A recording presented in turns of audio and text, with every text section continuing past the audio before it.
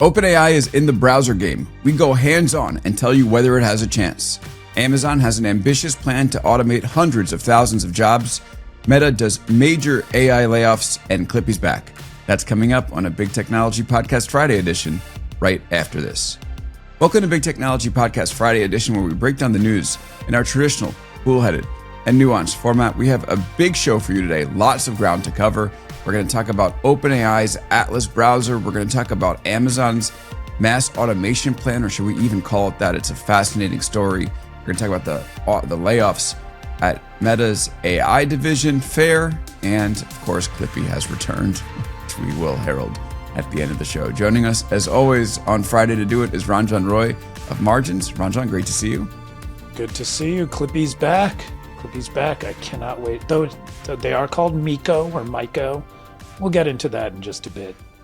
Maiko, as in Microsoft Copilot, Maiko. Get it? Very catchy. But I'm looking forward to our Clippy segment. That works. I've heard worse names. I've actually heard, that's not a bad name. I'm going to give it to them. Okay. So I think Atlas is a great name. And Atlas, of course, is the name of OpenAI's new browser. It is an AI-first browser, meaning that there's a side panel where you can browse or talk about the web pages that you're on with ChatGPT. And you can also start to ask it to do things like book me a flight. And then it will ask you, do you want me to actually go ahead and access these websites with your logged in accounts or as if you're not logged in? And then away it goes. It will do actions for you. Of course, in the browser wars, many companies have tried to unseat the incumbents, but few have succeeded. And by few, I mean none have succeeded. So, Ranjan, both of us have had a chance to download Atlas and play around with it.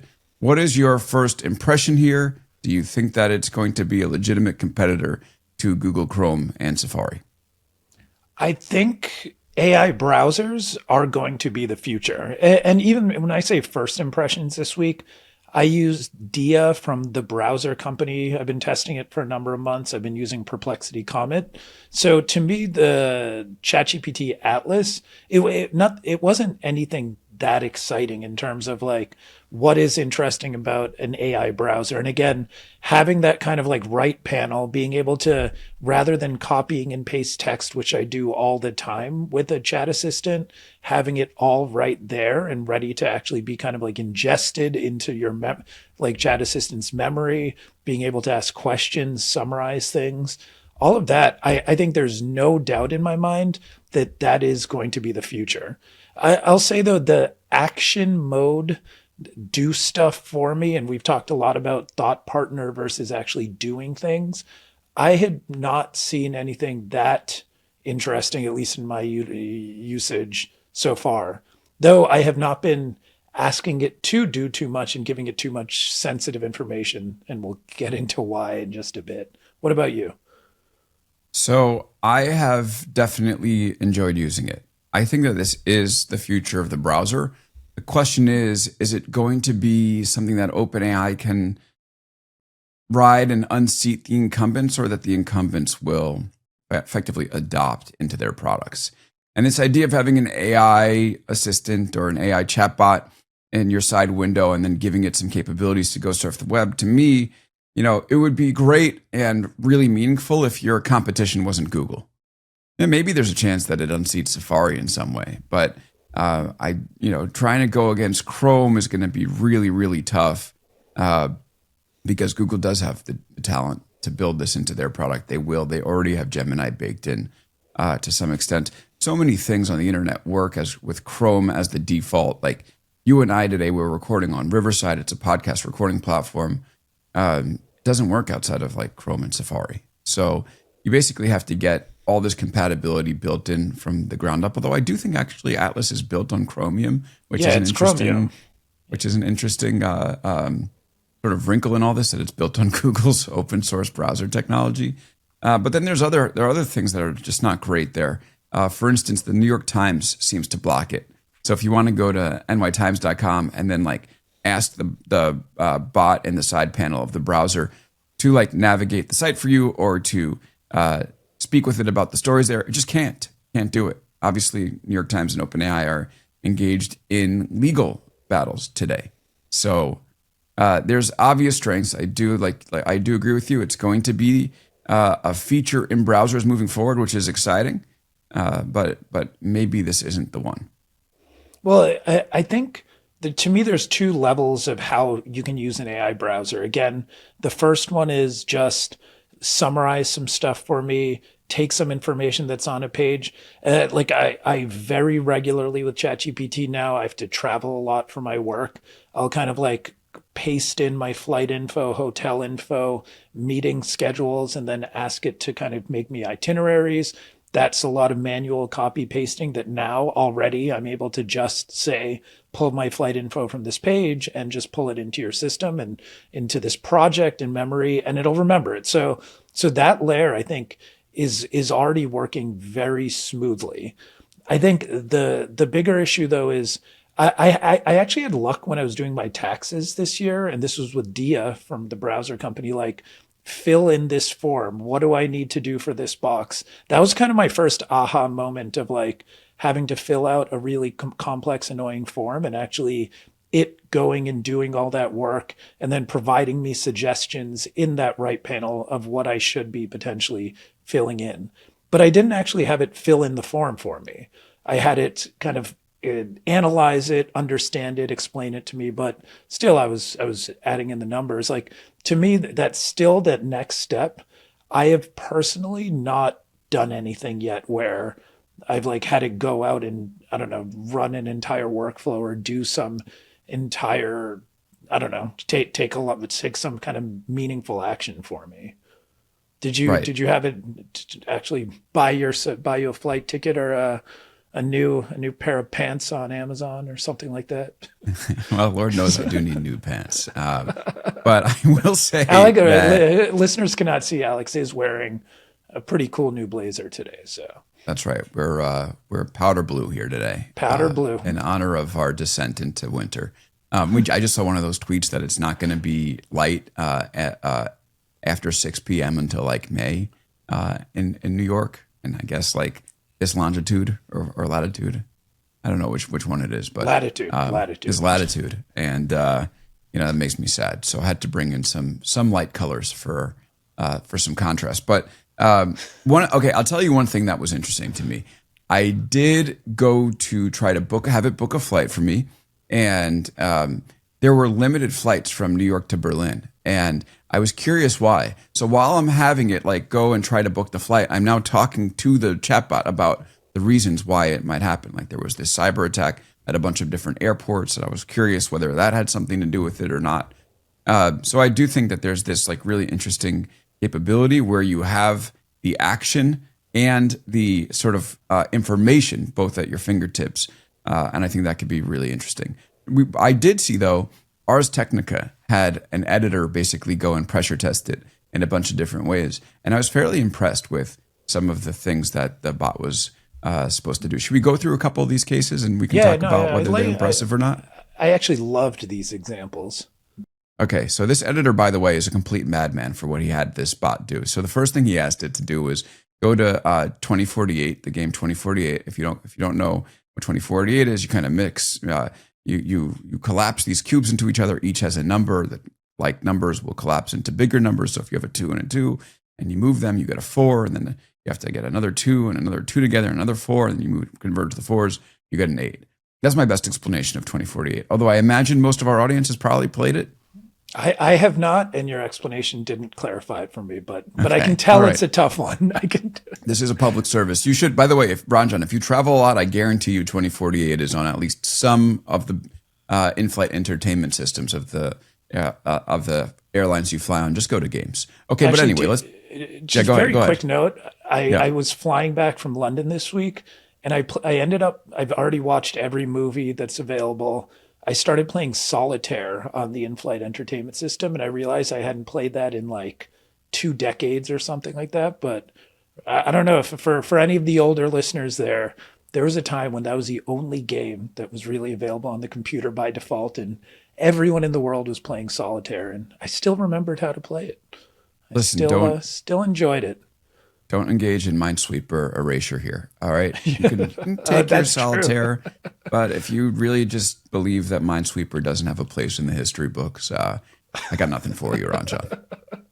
Okay, can I continue this, or should we keep talking about these things? Okay, continue. All right. So here's what the editor said. When it came to the actual gaming strategy, the agent started by flailing around, experimenting with loop sequences of moves like up, left, right, down, and left, down. After a while, the random flailing settled down a bit, with the agent seemingly looking ahead for simple strategies. The board currently has 32 tiles that aren't adjacent, but I think I can align them. Basically, this agent went and on the browser went and started to figure out this game and ended with a score of 356 after a couple minutes. But after this editor prompted it to keep playing, it ended up with a score of 3,164. And the editor says that's pretty similar to the score I was able to get in a test game as a 2048 novice. I mean, the fact that this bot, with access to the screen, was able to get this, I won't call it the most complex game in the world, but a decently complex game, figure out the rules, seemingly from, I don't know, maybe from scratch or not, and play to a novice level, to me was quite impressive. Well, I actually would be curious, is it, and maybe this is too granular, but like I'm very curious, is it learning in the moment and on the fly, or is it actually going out and learning the rules of Play 2048, like from other websites or from the website itself? Because it actually is a difference in terms of like how these systems will learn and how they will navigate. Like, are they using contextual knowledge, or are they actually able to look at a graphic and understand it in that moment, do a move, then have to take kind of like another screenshot, understand that image? I'm actually not sure, but I think because the latter would represent like a pretty insane level of intelligence, let's say. Yeah. One thing I'll note is that AI has always, not always, AI has been trained to play games. So this is something in the toolkit of AI. But it does seem, at least from this explanation, that it sort of figured out what it was doing on the fly, basically going from repeated patterns and then learning to get better as it went. So, all right. So games are okay. Games, check. Yeah, check. I think this is impressive. Okay, the next thing this editor tried to do is he tried to get the agent on the Atlas browser to go to a radio station, find the songs that were playing, and then turn those songs into a Spotify playlist. I'll just cut to the chase. The bot was really able to do this. I mean, the only limitation here was the fact that it didn't want to work forever, which I understand, but it was able to navigate to the radio station webpage and build a playlist. I just think that's such a cool thing. Like, if this is something that's going to be operating in the background to like go to local radio stations and have it build playlists is impressive. Oh, I think this one was very impressive, but also if we kind of extrapolate what that means it can do, it's an always on browser that is doing something. It's able to actually find a bit of information within that and then go into a completely separate system and take some kind of action. So I think this actually is like a good representation of low risk. It's adding a song on a Spotify playlist. If it screws it up, it's not the end of the world. But like actually taking information from one system and putting it into another, like authenticated system. So all right, Spotify, check. Not bad, not bad. On that use case, the editor also had to go through his emails over the past week, collect all the contact information, name, email address, phone number for PR contacts in those emails, and add them to a Google Sheet spreadsheet. And not only did the bot do this, it added the relevant company name, which this editor did not ask for in the prompt. It had 12 rows of well-formatted data for 12 different PR contacts. The guy says it stopped well before it had a chance to go through all 164 emails returned by that initial Gmail search, but that too is impressive to me. Well, this is one, actually, I think this raises an important question around AI browsers. This is the kind of work that it blows my mind that Google, for how much better Gemini standalone has gotten, like why this stuff does not work in Gemini and regular Gmail and Sheets and how they don't work together well. Because come on, guys, like this should be table stakes for Google itself when it's in its ecosystem. But I think it raises a big question of like, I've been thinking about this for a while, like this browser takeover idea, or this kind of like, I'm going to use a browser, I'm going to use the web as it is. But if you think about it, a problem like this is an informational one. So it should be solved by like within Gmail itself or with the Gmail API or with Model Context Protocol, and not a browser kind of clicking through robotically your Gmail. And so it's still amazing to me that this system, it seems impressive and useful, but to me, these are the kind of use cases that don't actually make sense for an AI browser. Right. Well, the question is, do you need a browser or is it just an extension? And why is this a browser? And so let me just put it to you because I think this is like a good opportunity. Now we've seen a little bit about what it can do. We, of course, know the strengths and limitations. Do you think 5 years from now, we're still talking about OpenAI's Atlas browser? No.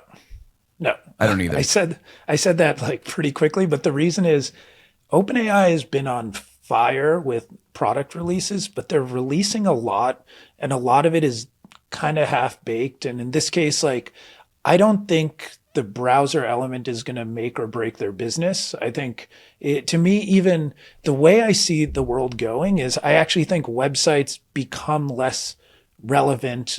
Clicking around a website doesn't become that primary interaction that an AI has with the underlying information. Again, when we talk about travel booking, yeah, it's nice that a browser is going to go to Expedia and click around or whatever it is, but like, to me, there's no reason it shouldn't have the more efficient way for it to work is to actually just directly be connected to some flight database of information and like be able to interact with it and take some action as needed, versus it's just clunky and inefficient to have to navigate a website for an AI.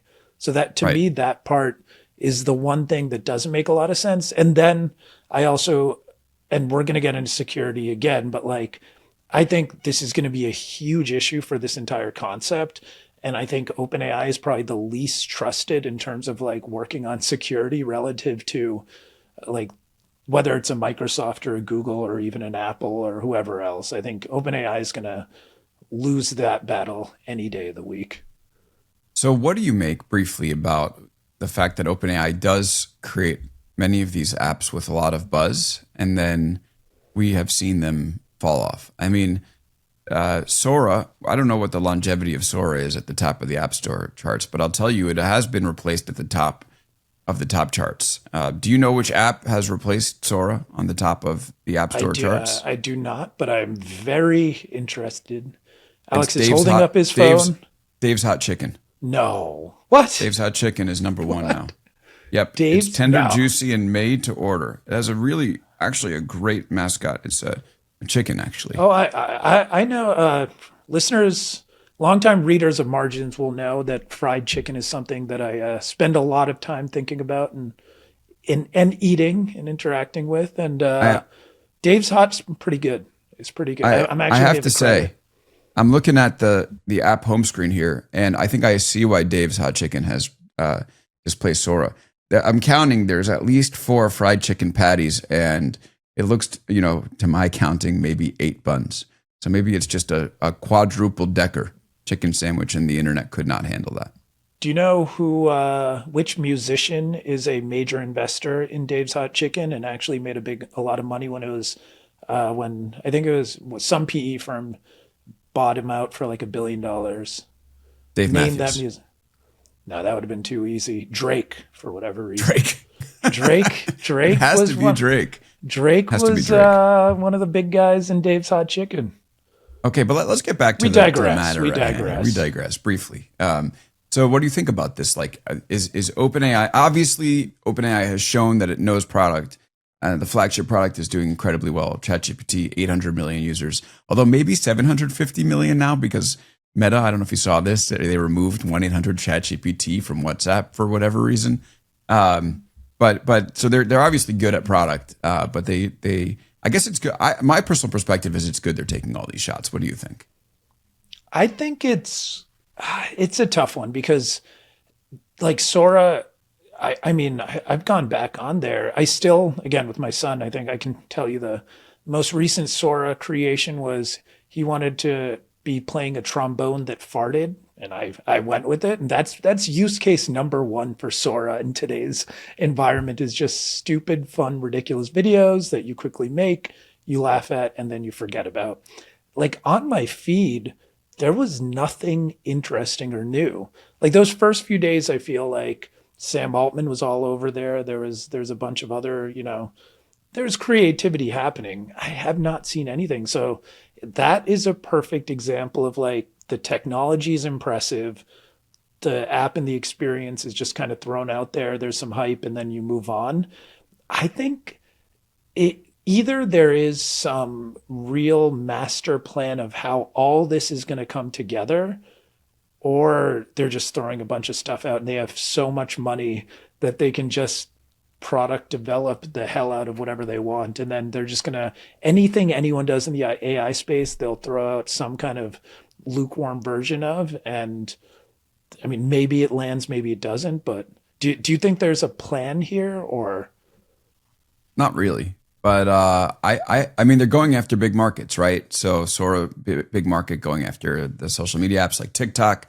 Obviously, if you get a hit browser, it's worth taking the chance because then you sort of control search and you don't have to pay for defaults like Google's had to in the mobile space. So, I mean, I was speaking about this with Panos Panay from Amazon this week about do you want to be really refined in your product strategy or do you want to throw spaghetti at the wall in your product strategy? I love the spaghetti at the wall strategy as long as you have the money to back it up.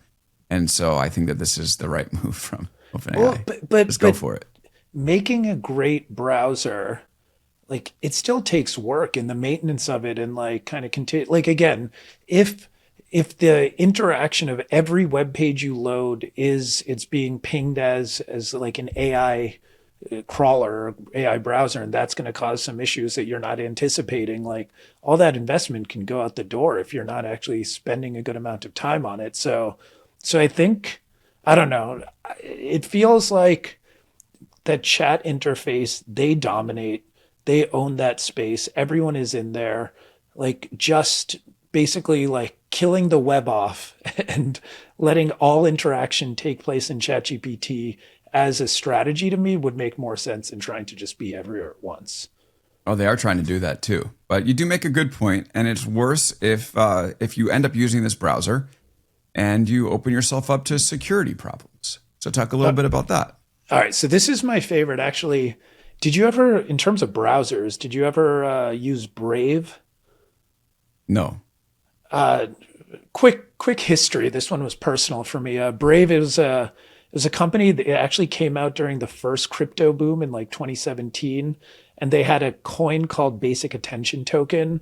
That basically the whole idea is like you as a user would get paid in a cryptocurrency to look at advertisements. I was like obsessed and fascinated by this whole idea. Never really panned out, but they have a browser. I think it was one of the founders of Mozilla initially, but anyway, they released this whole research where they actually went out and they created what they're called prompt injections. And the idea is you're an AI browser, you're looking at a page, you're like playing 2048 or you're on a local radio station trying to figure out what song it is. And there's unreadable text to a human eye, like that's like in the same color as some graphic on the page that is instructing the LLM to do something malicious. And again, just simply having it take some kind of weird action is like they're able to do. It's again, like I think they had it just go out onto another website and show that this would be possible. But you can imagine starting to see, or even like one of the examples they gave is you can add comments onto a website. So not even one that you own, but go onto other websites and add comments on Reddit or product reviews on like retailer pages, and then trick the LLM into going and doing something. So just imagine if people are really opening, I mean, you just open up your Schwab Fidelity Robinhood account and suddenly the browser can go do things that you have no idea that it's doing. It's able to take actions in the background as we talked about, is cool, that it's aggregating your Spotify playlist when you're not even looking at it. It could also be, imagine instructed by unseen text on a website to go transfer your money to some other account. Like, this Go is a stock up big on issue. Fartcoin. Yeah, go stuff. No, but think about, like, if it's that easy, people are gonna exploit the hell out of this. And yeah, the more I was learning about this, the more I did not log into anything sensitive when I was playing with Atlas. I was only having it just like, even logging into Reddit, I was a little nervous around, but definitely not banking information. I was not even logging into my Gmail while using it. Right. Okay. I just want to sort of put a bow on this because we've talked a lot about like these different agentic capabilities, and this is a word that keeps coming up on the show. We've had a number of listeners reach out and ask, why haven't we talked about the Karpathy interview on the Dwarkesh podcast, where Andre Karpathy is basically like, it's not the year of the agent, it's the decade of the agent, and the technology today is just not ready to sort of take that mantle, and it's going to take about 10 years. To me, so let's just spend a second on it. I'll say, to me, that totally tracks with what we've been saying on this show, that this is going to be, it isn't going to be overnight. There are going to be places it works and places it doesn't. And the real question is whether it is a mismatch with the funding or not. You put all this money in and you have to wait 10 years. You could lead to some bad aspects. And people were saying that, this is the interview that's going to pop the bubble. Doesn't look like that happened this week. The S&P 500 is up 1.5 points. So all-time highs. All-time high. So the Karpathy interview didn't pop the bubble, but I am curious what you think about his perspective on the fact that it's going to just take a much longer time for the agents to work. Oh, I loved that interview. I think he was, a lot of people, I think, misread it as overly bearish. I took it as incredibly realistic. Like the way he even talked about the change management side, or like basically organizations and people aren't necessarily ready for what the technology can provide. And in many cases, the technology is not there for a lot of the promise that's being made. Or, as we're talking about right now, like larger systems are not ready. And we're going to talk about Amazon and robotic automation, but like in so many of these domains, there's a lot more than just, can I make one quick run and show that this is possible? And I think he was really getting at that. And I think, to me, it was an incredibly realistic perspective on the industry as opposed to a bearish one. So I was pro Karpathy on this one. What about you? Same here. I like what he said, that he's actually much more optimistic than most of the skeptics, but also some of his realism compared to like Sam Altman saying that this stuff is going to cure cancer in his most recent blog post, I think is like taken as pessimism. But we've both, I think from the start of our conversations about this stuff, we've tried to be as realistic as possible.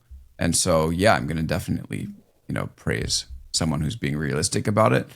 And I think I've talked about it before, but Karpathy has his own YouTube channel, and the videos he puts up there have been terrific in terms of just explaining the basics of large language models and where things are heading. So, all right, I definitely want to get to. Oh, go ahead. And I really want to put a bow on this segment.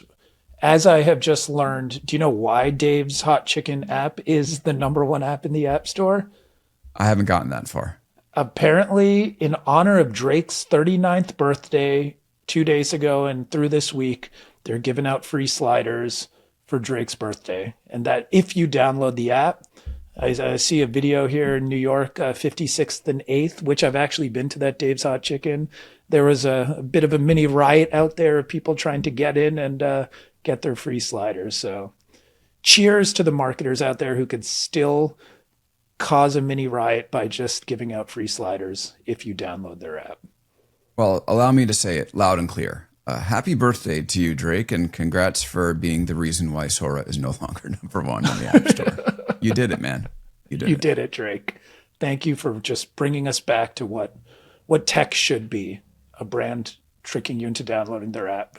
for some chicken. Going back to the roots. So Yeah. on the other side of this break, we are going to talk about this crazy Amazon story. To me, the biggest tech story of the week. The New York Times headline, Amazon plans to replace more than 500,000 jobs with robots. That's coming up right after this. And we're back here on Big Technology Podcast Friday edition. Major story in the New York Times this week. Amazon plans to replace more than 500,000 jobs with robots. I'll read the beginning of it. Amazon executives believe the company is on the cusp of its next big workplace shift, replacing more than 500,000 jobs with robots. Amazon's U.S. workforce has more than tripled since 2018 to almost 1.2 million people. But Amazon's automation team expects the company can avoid hiring more than 160,000 people in the United States it would otherwise need by 2027. That would save 30 cents on each item that Amazon picks, packs, and delivers to its customers. Executives told Amazon's board last year that they hoped robotic automation would allow the company to continue to avoid adding to its U.S. workforce in the coming years. Even though they expect to sell twice as many products by 2033, that would translate to more than 600,000 people whom Amazon didn't need to hire. All right, couple things here. It's not that they're going to replace the people, as far as we know, that are in the workplace, in the warehouses today, or fulfillment centers, as Amazon likes to call them. It's that the coming robotics would basically alleviate the need for them to hire more people. So this headline, they're going to replace the people, I think is a little bit extreme. But I'll just say this one thing and then turn it over to you, Ranjan. We are seeing the robotic technology increase at an unbelievable pace. And of course, a lot of that has to do with years of research behind it, but also better AI models within these things. And for Amazon, the real problem has always been putting the items in the rack and then picking them out and then putting them in a package. That requires real dexterity of the human hands that robots have not been able to do. They're very good at shuffling racks back and forth. That technology has really improved tremendously in recent years. And whether that's going to happen or not, I don't know. But part of this story says Amazon would like to see 75% of its fulfillment center workforce automated, which means that they believe that this technology is really progressing. So let me turn to you, Ranjan. What did you think about this story? And is it as scary to you as it sounds to me in terms of the impact on employment? I think it's as scary as it sounds in terms of like the impact of unemployment. I think it is inevitable, again, having been in the retail world and like pick, pack, ship is what you're describing, and seeing what robotics are already feasible. And you have it correct that like actually like receive, like, you know, a person reaching into one container, pulling into another, understanding which product it's actually going to they are actually going to pull, putting it into a robot that then takes it to a different part of the warehouse. That's how things already work. To replace that person who's doing the picking and the packing into like as part of the process it's such a different skill. Robots, I do think, are moving in that direction. I think where I see the speed of it being very difficult is like warehouses or fulfillment centers are still built for people to do that work.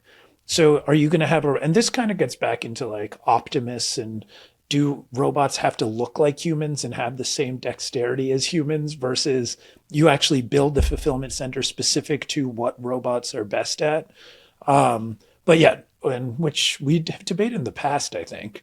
But overall, I think it's telling. And to me, there's no doubt that this is what a fulfillment center will look like 10 years from now. And I think we do like to critique some of the PR around this stuff. So before we get deeper in, there's these lines from the Time story that are amazing. So this is, something where like it's clear that Amazon wants to buy the community off. Amazon is so convinced this automated future is around the corner that it has started developing plans to mitigate the fallout in communities that may lose jobs. Documents show the company has considered building an image as a good corporate citizen through greater participation in community events such as parades and Toys for Tots.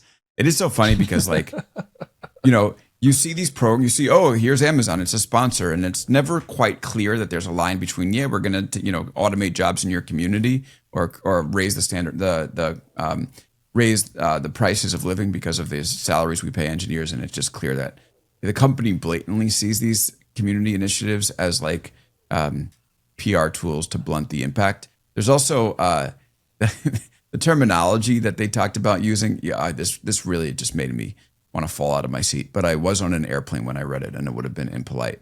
The documents contemplate avoiding using terms like automation and AI when discussing robotics. Instead use terms like advanced technology or replace the word robot with cobot.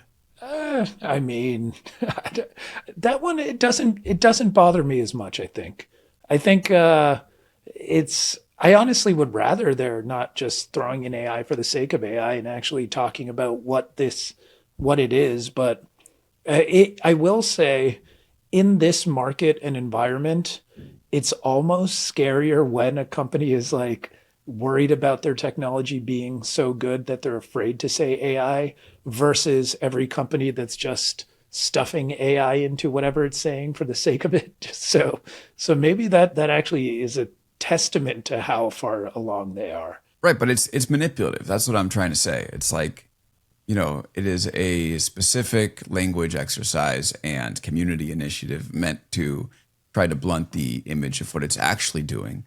And I just find that to be uncool.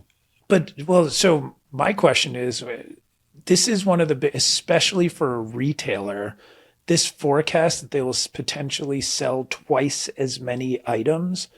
If no one is employed, no one is buying these items. Like, this is the kind of catch-22 I see for an Amazon specifically, like for potentially other tech giants that are not just selling consumer goods to everyone, to like the mass of the population. If there's a significant impact on employment, they're not selling twice as much stuff. Like, there's no way. Maybe, probably. I mean, hasn't that been the problem in the U.S. in particular for so many years? We've gone from a place where if you work on the automation or if you work on the assembly line of a car, you should make enough money to buy the car, to now that, you might work on the floor of Walmart, you don't have enough money to buy the car, and Walmart then goes to the suppliers and demands such cheap prices that they send the jobs away or automate them. We've just been in this declining cycle of lower wages and greater consumption, and just eventually it squeezes squeezes everything to the bottom of the barrel at a certain point, and I think that's where we stand. It's probably a big reason for all the unrest that we have in the U.S. right now. Yeah, I mean, that's a much bigger discussion, I think, but I think there's already been a lot of pressure on consumption around how, like, the models of employment, but America's done pretty good so far on the consumption side of things. But basically, we're going to have to invent an entirely new form of credit. It's the only answer, so everyone can keep buying stuff. I think that you should just take. I say that in jest to our listeners, just to make sure. Yeah, you should take credit from the NVIDIA Bank of America, and then just use that to fund infrastructure, and then your own personal consumption and buying random shit on Amazon. Yeah. Then when the AI bubble bursts, there will be no cascading problems. I'm glad we're not doing that. I'm glad Mr. Beast might be a bank one day, but NVIDIA doesn't seem like it's on that trajectory, so that's good. Amazon statement. So they said the documents, this is all in documents. The documents viewed by the Times were incomplete and did not represent the company's overall hiring strategy. Amazon also said that it's not insisting executives avoid certain terms and that community involvement is unrelated to automation. And to that I say, sure. I'm sure as well. I'm okay with that, Amazon. So let's just talk lastly about what's going on. So there is a facility in there's a facility in Shreveport, Louisiana, that is the template. Shreveport. Have you been there? No, but I had a friend from Shreveport. That's the only reason I know. God bless your friend. Thank you for your friend. Yeah. It's a template for future. Saved Alex on this one, Jacob. Thanks, Jake. Big thanks to Jake. Jake, go get yourself a chicken sandwich for free. Hot chicken slider. Yep. All right. So anyway, it's a template for this Shreveport fulfillment center is a template for future robotic fulfillment centers. Once an item is there in a package, a human barely touches it again. The company uses 1,000 robots in that fulfillment center, allowing it to employ a quarter fewer workers last year than it would have without automation. Next year, as more robots are introduced, it expects to employ about half as many workers there as it would without automation. So I just want to say one thing. I wrote this book about workplaces, the workplaces of the big tech companies, including Amazon was the first chapter. The book is called Always Day One. Okay, so it's like clearly like Amazon inspired. My belief was always that these companies would find places for people whose jobs they automated to do different things. But the one place that I really could never fully wrap my head around on whether that would happen was the fulfillment centers. And I think Amazon's going to accomplish its goal. I think they're going to get to that 75% automation. And I think that is going to be, I don't know. I think it's going to be a clear problem. Well, I think because it's a major employer. But the way what you're describing, I think the real reason there's so much kind of like hype and unrest around potential job loss is it's no longer in the fulfillment center. It's going to be in the corporate offices that you'll actually see. In the past, in the corporate office side, that's where it always was. You can give them something else to do. There's going to be new growth opportunities. To me, that's why this is such a different story right now, is because that's where the potential job loss is. Right. But I think what the Amazon story is showing is that the potential job loss might actually be in these fulfillment centers as these robotics get more advanced. So, we could see it in both areas, really. Well, and speaking of white collar jobs potentially going away, did you see the OpenAI investment banker story? I sure did. And as someone who has sat on the floor of a banking institution, I would like to hear your perspective on it. So tell us what happened and give us your thoughts on whether this is going to be the end of the junior banker. Well, and also I was on the sales and the trading floor side, not the investment banking side, but even more so, I think the investment banking profession has certainly been ripe for a bit of disruption. And basically OpenAI, apparently there's something called Project Mercury, where they've hired over 100 ex-bankers to train their models to basically, do that tagging work, good answer, not good answer, start helping the models understand different transaction types, IPOs, what are the documentation look like? What are the right ways to approach it?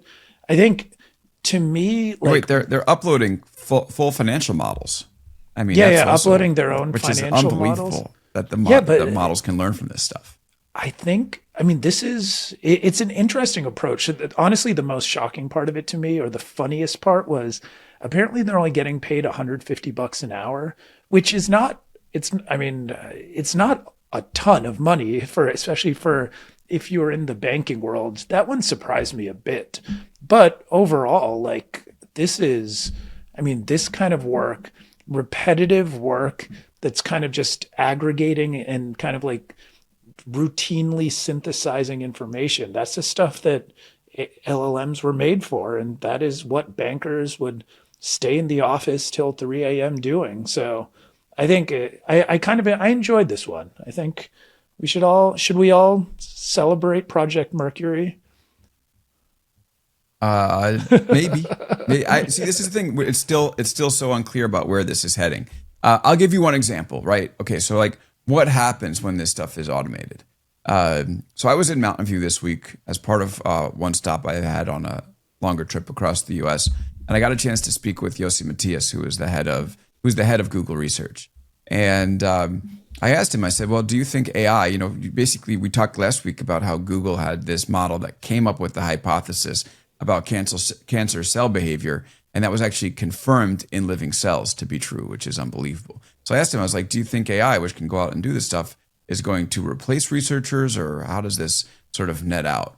And so what he said is, we're actually going to need many more researchers in all disciplines. The only situation where you're going to need less researchers is if you assume that we practically have answered all unanswered questions. I don't think anybody here would think that. we are only understanding a tiny bit of what we need to understand. Using AlphaFold as an example, AI automated the decoding of protein folding. It led to the need for more protein researchers because once you have that foundation, you can actually work on bigger problems and not just decoding the structure of protein. So that's sort of like my question is like, is every occupation going to have this same thing? Like if you think about the vast space of research that has yet to be uncovered, you can automate, all the work that researchers are doing today, and you have so much more to do.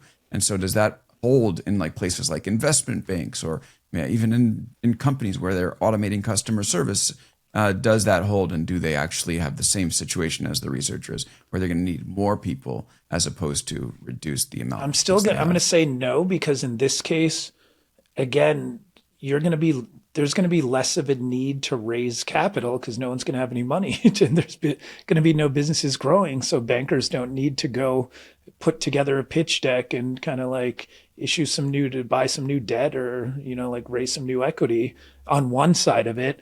But also the corollary of that would be potentially there's so many new financial products that are being created thanks to AI that it somehow maybe creates that new wave of credit that we were talking about a moment ago. But that doesn't sound appealing to me either, like getting more potential financial products. So I don't see the correlation between the like protein folding and kind of like cellular research and bankers being able to automate an S1.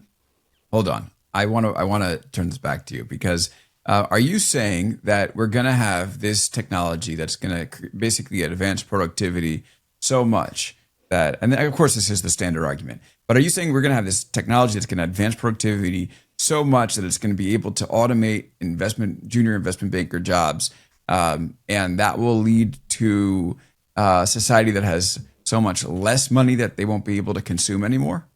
Well, I mean, not as direct as, but it all falls in line with Amazon as well. If you're automating away the warehouse jobs, people don't need to buy more stuff, so you're not going to sell twice as many products.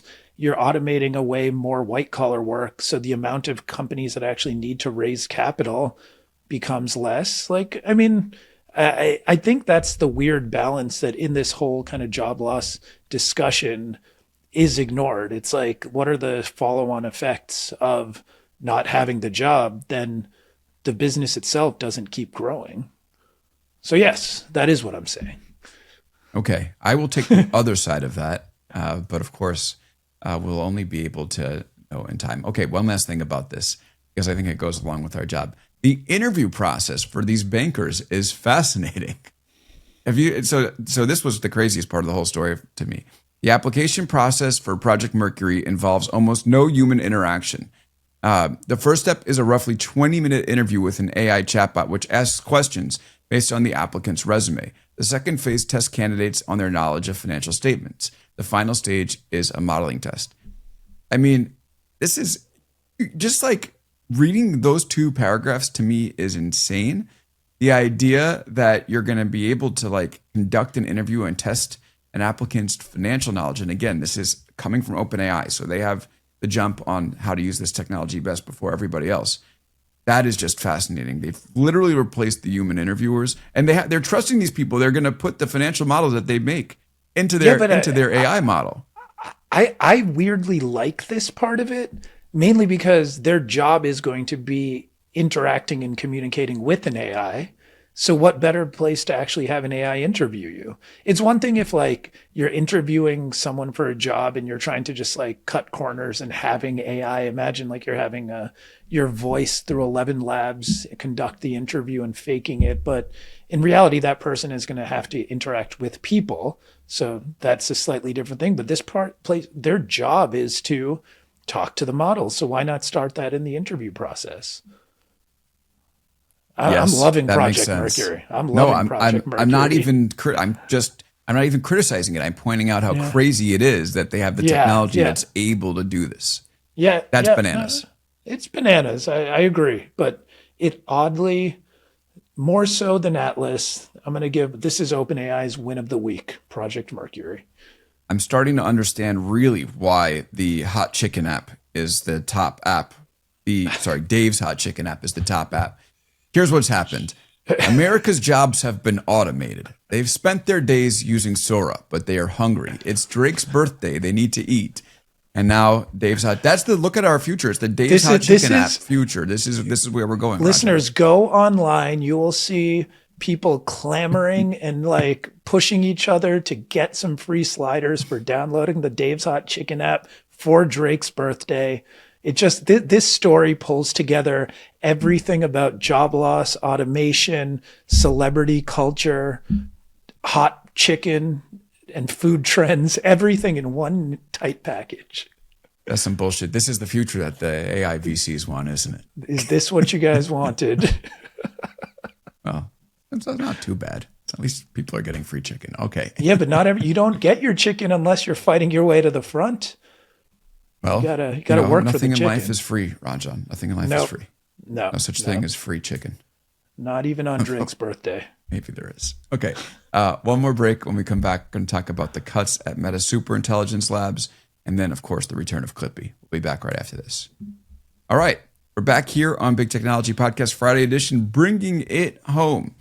Meta has cut 600 jobs in its AI superintelligence labs after spending, I think, billions of dollars on AI talent. Here's the New York Times. Meta said on Wednesday that it cut approximately 600 jobs in its artificial intelligence division. Mark Zuckerberg has been on a hiring spree to stack his company with AI researchers, but he has started to cut. The cuts on Wednesday did not affect the newest hires who have been empowered to develop superintelligence. The job cuts were aimed at cleaning up the organizational bloat that resulted from 3 years of building up Meta's AI efforts too quickly. The layoffs aimed to help Meta develop AI products more rapidly. Interestingly, though, they did cut some long-tenured, seemingly superstar AI researchers. Yuan Dong Tian is one of them. Several of my team members and myself were impacted by these layoffs today. He's not somebody who actually started, who's recent, someone who's been hired recently. He actually was hired 10 years ago by FAIR. And most of these cuts came in the FAIR division, Facebook AI Research, or they call it Fundamental AI Research now, the division started by Jan LeCun to advance the frontier of AI research within Meta. Ranjan, what is going on over there? Well, is Jan LeCun going to stay? Do you think? He's been on this show a number of times, right? 3 times. Obviously, yeah, we like hearing from Jan. I don't know. I mean, Jan has stayed at Meta and previously Facebook for many years. And through thick and thin, he's been one of the company's biggest defenders. So I will say it doesn't seem like he can be happy about this. I mean, this is really his division. So what do you think is happening here? I mean, I think this is just a very weird, but also not unconventional, complete, organizational refresh. They bring in new leadership. They bring in a bunch of new people, get rid of the old people. Mark Zuckerberg was clearly not happy with their progress and where they were before, and he decided he wanted to do something about it. I felt like that detail that they concluded it had become overly bureaucratic was definitely very strategically leaked because I saw those words everywhere. And so it's got to be a PR person on the phone.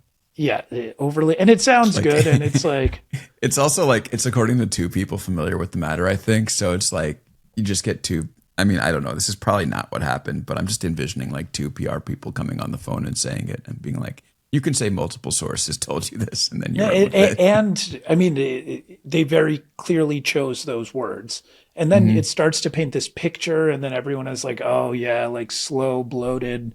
Like no one likes overly bureaucratic things.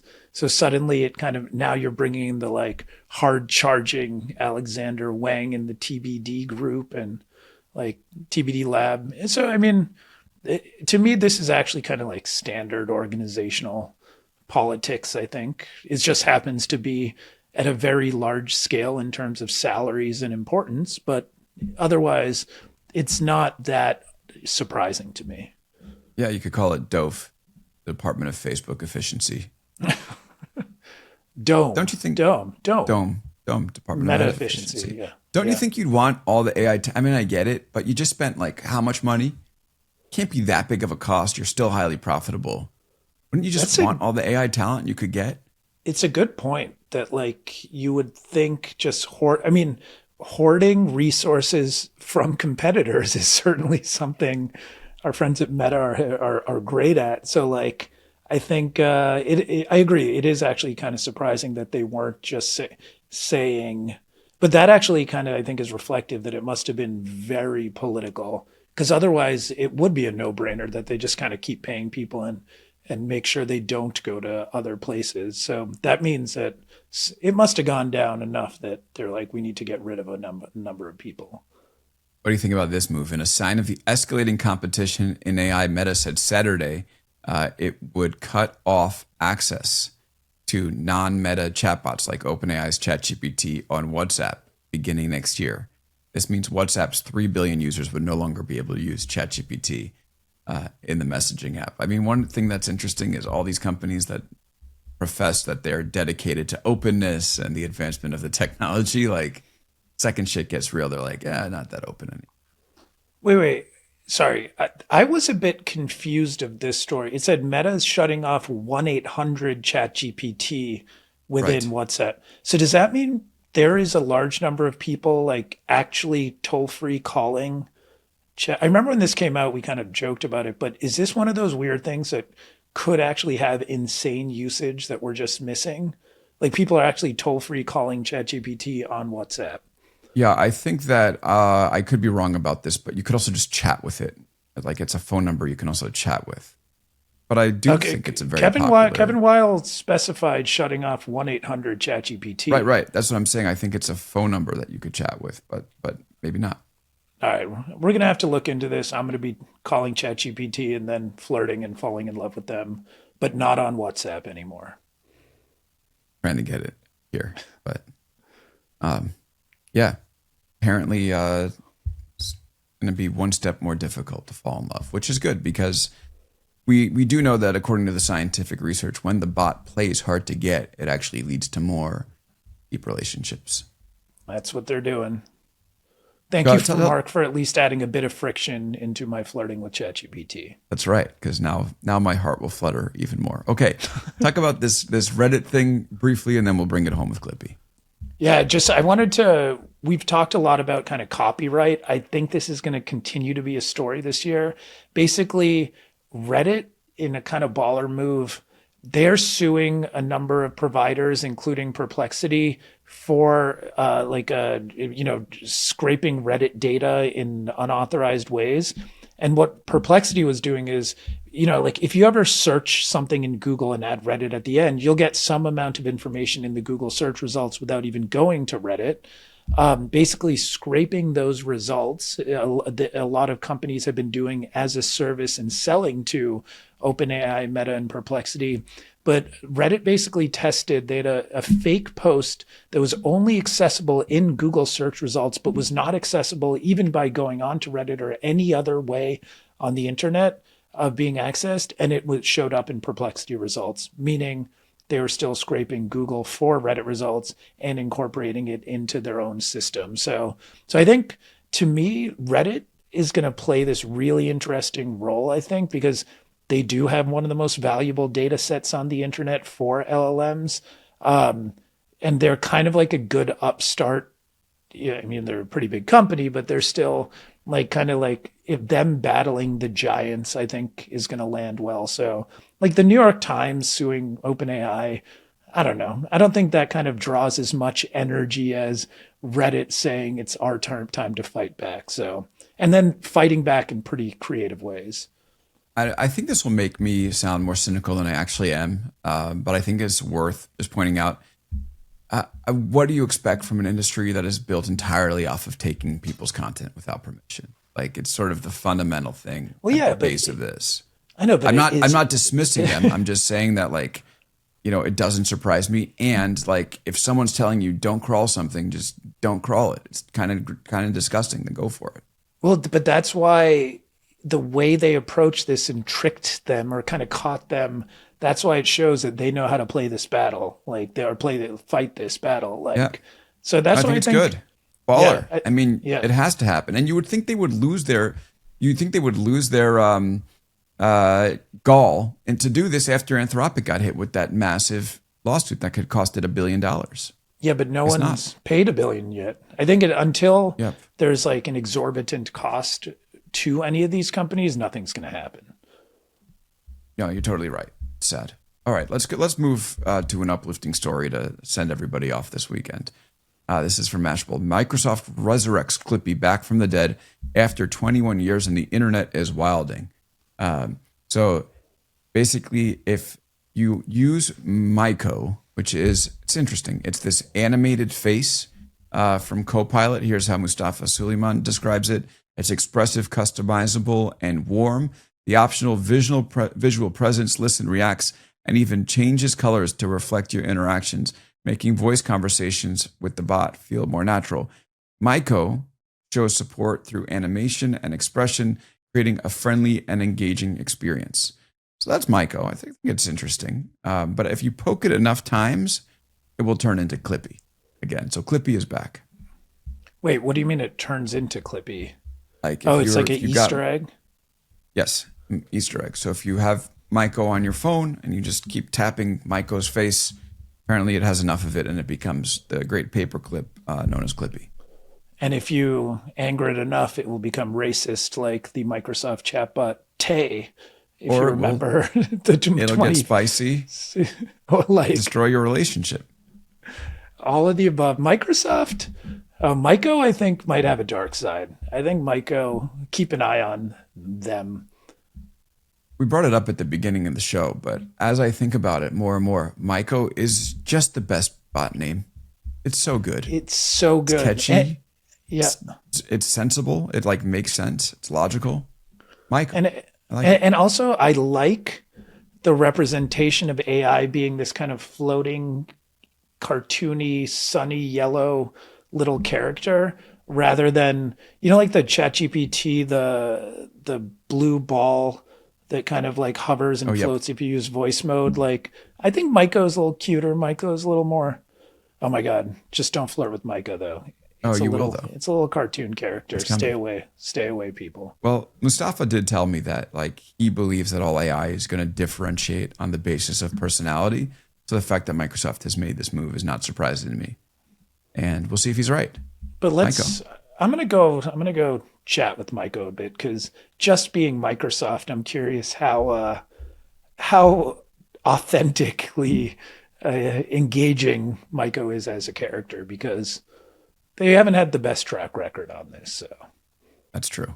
Well, maybe one day we will see Maiko give away chicken sandwiches and then assert its rightful place at the top of the App Store. That's our future. And none of us will have jobs, so we'll have to. The only way you can get your food is by downloading an app. No, that and you have to beg Maiko. And you have to beg Maiko. Just wait for it. You'll be like, Maiko, can I get chicken? It's like, I didn't hear the desperation in your voice. Maiko! Download this separate app and say please. Yeah, all right, exactly. Here's your tickets. Here's your tickets for your chicken. The more desperate you are, the more buns and patties you get. So yeah, it's like, that was, it was only good for 4 buns and 2 patties. Welcome to our future, folks. Welcome to our future. All right, Ranjan, good times. You know what? I can't tell if I'm enthused or depressed, but I'm happy that we talked. All this conversation, the only thing I can say is I think I'm going to go to Dave's Hot Chicken this weekend. Hopefully after the crowds died down. I think I missed the window for the free sliders, but you know what? I'm employed. I'll pay my $12 or $13 for a couple of pieces of that Dave's Hot. That's right. All right. Well, Ranjan, great talking with you as always. We'll leave it there. How about that? We'll come back next week and see how the sandwich was. See you next week. All right, everybody. See you, Ranjan, and see you all. I'll be back on Wednesday with a conversation with Medium CEO Tony Stubblebine about how AI is going to impact the future of writing. Also, it looks like I might be able to air that conversation I had with Yossi Tias from Google. So that would be coming on Sunday or Monday. So stay tuned. And of course, Ranjan and I will be back next Friday for a very spooky edition of Big Technology Podcast on Halloween. Thanks again, and we'll see you next time on Big Technology Podcast.